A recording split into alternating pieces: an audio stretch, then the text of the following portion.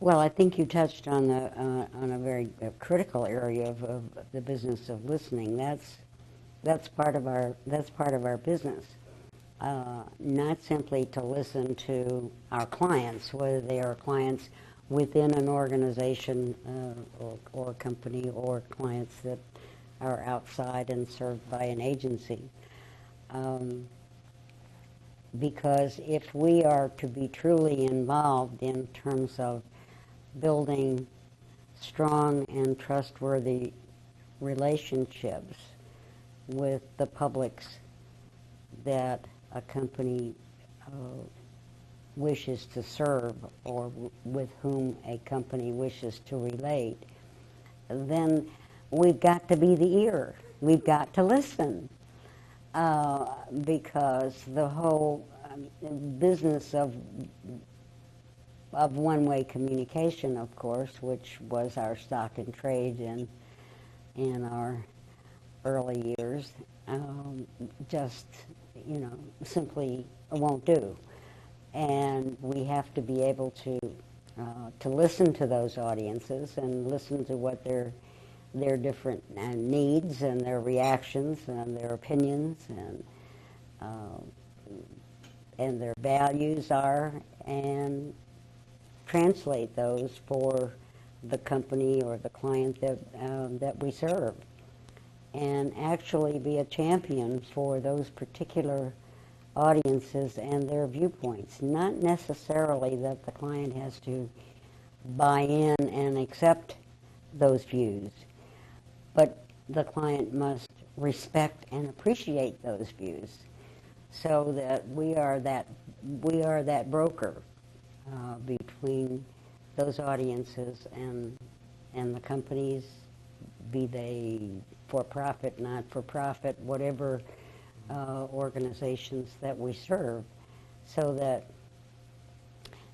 to get to your original question, if someone is not a good listener, an astute listener, then I fail to see how he or she can be very successful in this business.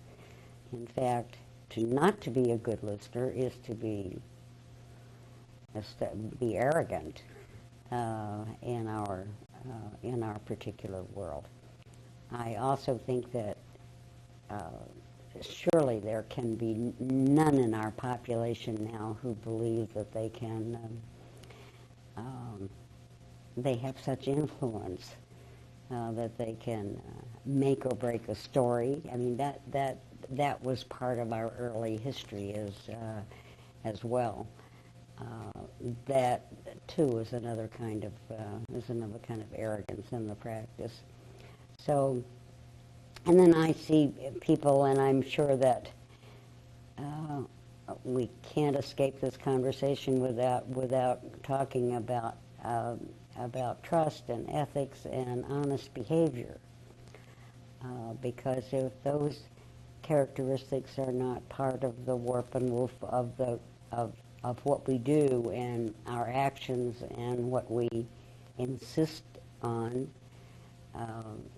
from the organizations that we serve, then we are not true public relations people, or not true corporate communications people, whatever name or guise or umbrella under which we stand.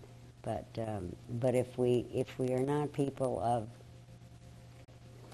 of ethical personal behavior, then I don't see how we can suddenly be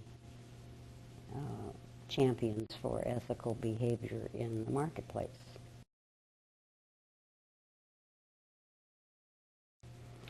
Well, being a congenital optimist, I'm inclined to think that the Enrons and that ilk have spurred more attention to ethical and trustworthy behavior than we have seen in several generations. Whether or not people are more trustworthy or more ethical than they were in the 50s or the 60s or the 70s or the 80s. I don't know. I'm not even sure that we have any dipstick that can tell us that. On the other hand, I think the attention for and the concern about ethical behavior is at such a point today that that you are unethical or untrustworthy at your peril in public relations. I would not presume to say what it is in business and the other professions, because I just don't know. But I do think that it is getting that the concern about ethics and trustworthy behavior and how you define it, because it's very difficult to define. It is very doubtful that you can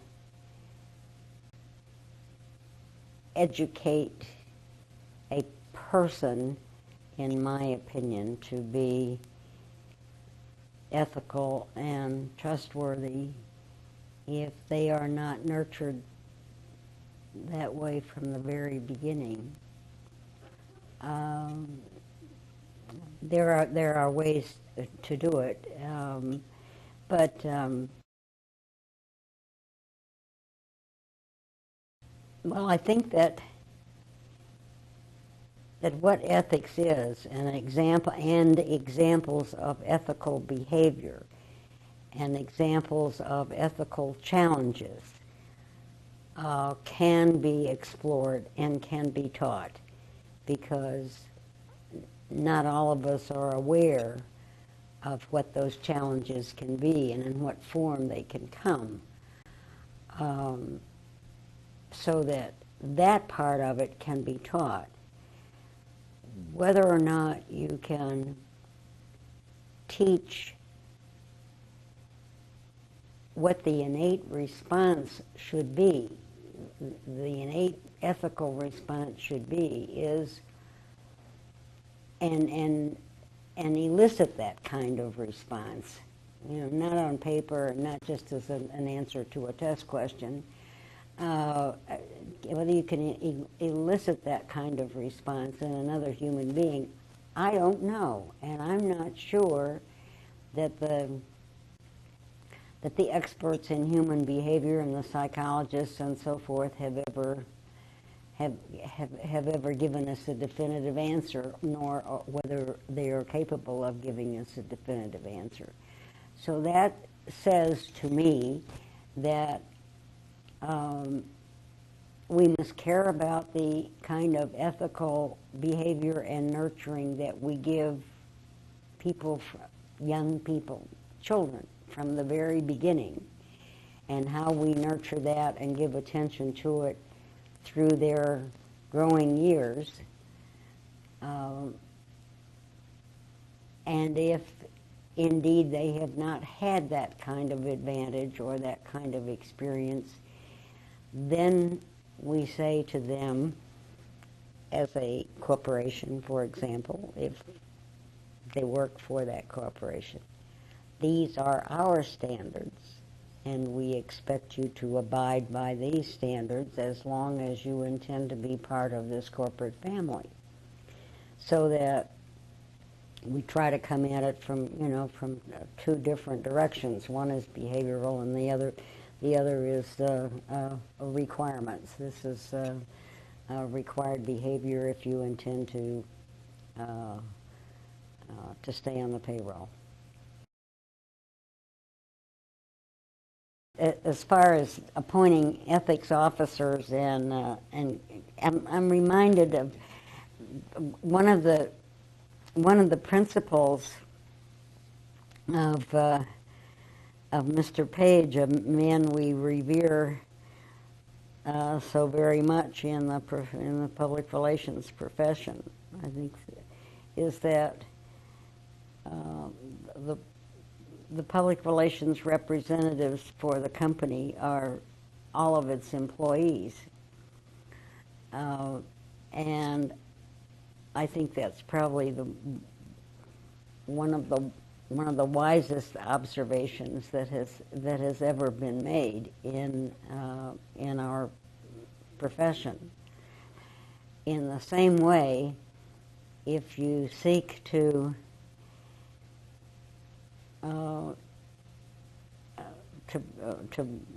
bracket ethics and trustworthy behavior and so forth, and house it in a particular office with a particular person, it seems to me it risks getting pigeonholed and not being a part of the total behavior of all the employees. So I'm speaking out of ignorance because I've never worked for a company that had a director of ethics or a vice president for ethics.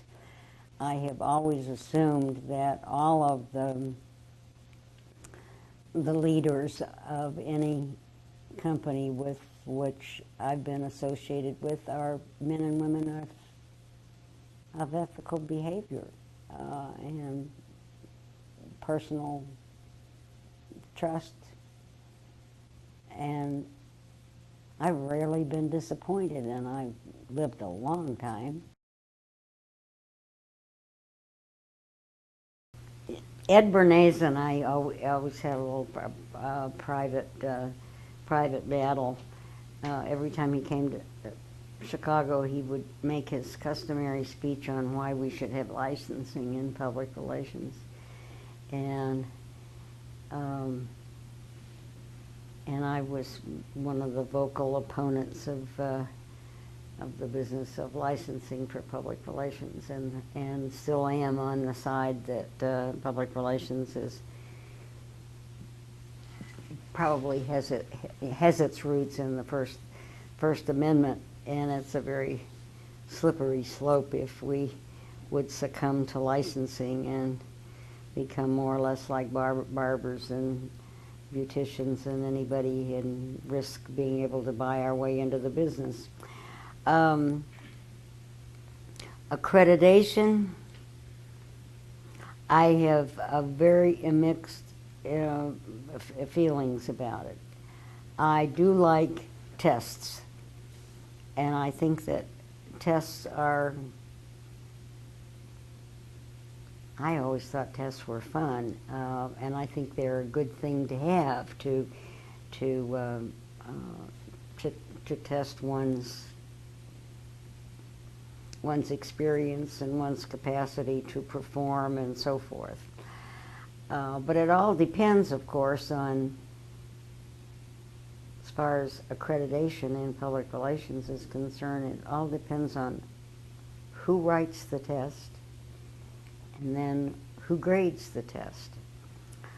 But that's, and that's the nature of testing.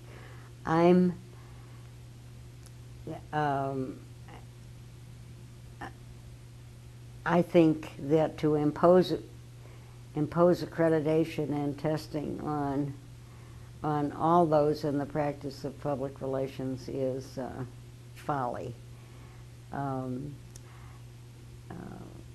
For the last campaign that Pat Jackson and I ever fought for together was to get the Public Relations Society of America to accept the fact that if someone were anointed and named for the Gold Anvil, which is the highest accolade that the PRSA can bestow, that whether or not they were accredited, they should be admitted to the College of Fellows. And happily, that was one battle that we won. So that opened the door to the College of Fellows, of which I'm a part, and I respect the group very much indeed. That opened the door to allow them to welcome people such as Ed Block, who never became accredited, but who richly deserved and earned and was honored by the Gold Anvil. And he's a member of the College of Fellows. So that I think that to be very rigid about accreditation and examination is the height of folly and bureaucratic nonsense. At the same time, I think some means for accreditation should be in place and has great value for those who wish to take advantage of it. The University of Alabama is my alma mater, and I was one of its most avid and enthusiastic history and political science majors and English lit majors. And I learned very late in life that it had a wonderful College of Communication and Information Sciences, and that I had never encountered when I was on campus, which is, you know, back in the dark ages. Some way or other they encountered me. I don't know where they found me or how they found me, but the dean and one of his colleagues called one day and said they were going to be in Chicago and let's have dinner, and I said fine, and that was the beginning of a long and productive love affair. Along the way, and I had gotten, over time, had gotten involved very much with their public relations studies, for which I have a very high regard. And then I think the dean wrote to me, yes, he wrote to me and said that he was proposing the idea of a center for leadership in public relations. And was that all right with me? And I was shocked and delighted and, you know, and obviously very pleased and very honored that he would propose such an idea, and it was threaded through the Board of Trustees at the university, and they saluted, and so we now have a center which is devoted, or whose mission is focused on leadership in public relations. It had originally, there was some debate, some early on debate, that the center have in its name the word ethics, and it still focuses on that kind of trustworthy behavior, but we opted eventually for the word leadership to embrace all that in terms of both performance, but ethical performance and trustworthy behavior. So so we shall be, and already have, sponsored some research on that subject. This is the first year, really, of the operation of the center. We are sponsoring among the PRSSA chapters a campaign to have public relations students become recognized and become active advocates for ethical behavior on campus, where so much that is questionable is going on in terms of cheating, etc., and being abetted by technology every day.